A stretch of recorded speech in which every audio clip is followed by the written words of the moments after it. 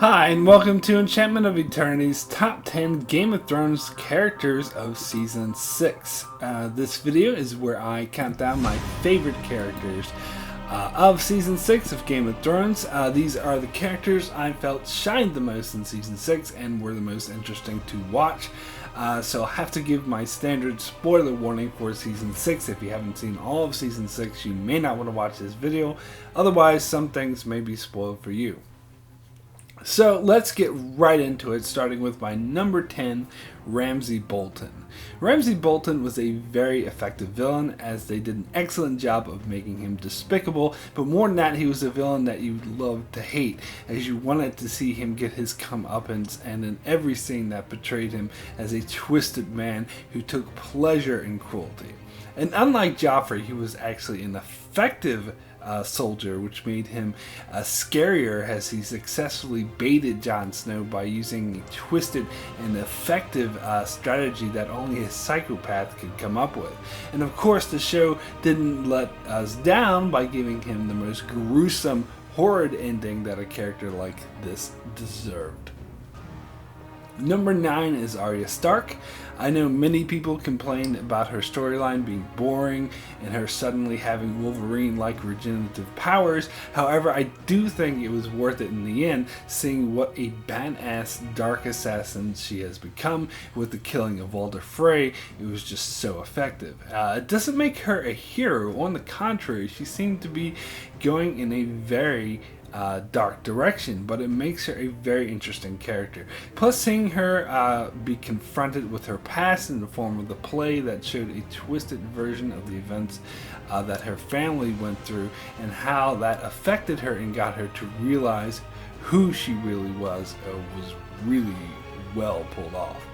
Also, seeing her relationship with Lady Crane, the first caring relationship that she's had since her father died, was also very dynamic and gave depth to her character story. So overall, Arya was a very interesting character this season.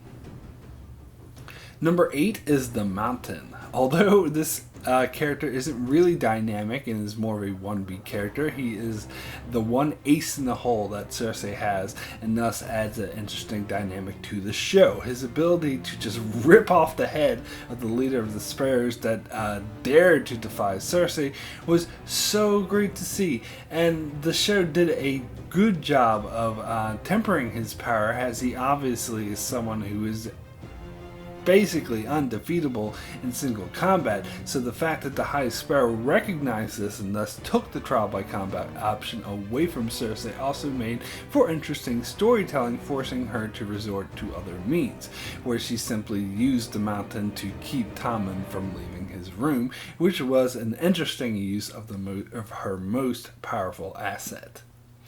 Number 7 is Tyrion Lannister. While some of his scenes with Grey Worm and Missandei did seem to drag on for a bit too long, it was interesting seeing how he would interact with them and how this fit into how he fit into this new environment. And we got to see Tyrion use his knowledge of past experience of people to manipulate and get what he wanted, which included turning Meereen from a poor, desolate hellhole with factions that wanted to rip each other apart and were turning away from Daenerys into a thriving city where the people are fed and almost entirely united in their support for Daenerys. And also, he had the wisdom and bravery to unchain the dragons, as he knew it was a mistake to keep them locked away, and a very awesome scene. However, his ignorance of the region did come up and bite him in the ass when he failed to heed Grey Worm and Missandei's advice that the slavers could not be trusted, which led to the city coming under siege. However, when Daenerys returned, he was able to steer her to a better plan than simply killing everyone, to an awesome plan which had maximum effect with little damage, and the payoff was so worth it, which led to a very touching moment when Daenerys declared Tyrion her hand. All in all, a really great season for Tyrion. Number 6 is Davos Seaworth. One of the best seasons for Davos, as he had to move on from the death of Stannis to throwing his support behind Jon Snow. And to see him become just as loyal to Jon as he was to Stannis was really satisfying, seeing someone who actually deserved the awesome trust and support that Davos is capable of. As Davos stood up for Jon even when he thought he was dead and was willing to fight and die in his honor, and also convinced Melisandre to bring him back to life. And once there, he really went to bat for Jon, giving great speeches to the Mormonts and being a trusted battle commander. And of course, seeing his reaction when he learned Melisandre burned Shireen alive was truly heartbreaking and made for some amazing drama. Number 5 is Jon Snow, a great season for a man who many believed was dead, as we saw his supporters rally to honor him and then eventually finding a way to bring him back to life, and seeing the journey he went through as he wasn't entirely sure that he wanted to be back, as he dealt with the betrayal of those closest to him and the effect it had on him, which led him to quit the Night's Watch. And then his story got even more dynamic when he was finally reunited with his half-sister cousin Sansa, and seeing this reunion was absolutely heartwarming, but quickly became more foreboding when they had to deal with the growing threat of Ramsay, and seeing Jon struggle as his relationship with Sansa got strained and as he struggled against overwhelming odds to regain his family home, and he really didn't succeed as he allowed himself to be baited by Ramsay, which almost lost them the entire war if not for some last minute maneuvering by Sansa. But then seeing him try to smooth things over with her and then being declared king in the North, a truly monumental moment in his life, led to an overall storyline that was very exciting and well executed. Number 4 is Daenerys Targaryen.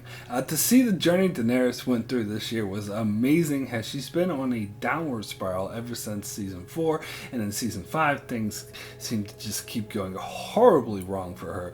And she began the season in chains under the constant threat of being killed or raped, and although she did manage to avoid these threats by the grace of her being a Khaleesi, she was still in danger of being imprisoned in Vaes Dothrak for the rest of her life, if she was lucky. And when Daario and Jorah came to her rescue, instead of trying an unlikely to succeed escape attempt, she went for full gold instead and devised a plan to gain control over all of the Dothraki and use some of her inner strength she had gained through her journey to succeed in becoming the one leader of the Dothraki and truly forming her bond with her dragons. And then I used both to solve the situation in Meereen once and for all, and was wise enough to accept an alliance from Yara Greyjoy and the Ironborn, and which led to an amazing scene where we finally see her sail off to Westeros with all of her dragons, all of her Unsullied, all of her Dothraki, her new Ironborn allies, and thanks to Varys, her new Dornish and Tyrell allies as well, making her a huge force to be reckoned with, which I simply cannot wait to see how this plays out. Number 3 is Lyanna Mormont. Yes, she didn't appear that much this season and was more of a side character, but come on, I gotta show some love for the character that instantly won the hearts and minds of fans all over, to becoming the most beloved newly introduced character since Oberyn Martell. And a lot of this had to do with how wonderfully performed she was by the actor that portrayed her, as she became the most powerful force to be reckoned with in a world of giants, slayers, sword wielders, evil men who rip people apart with dogs.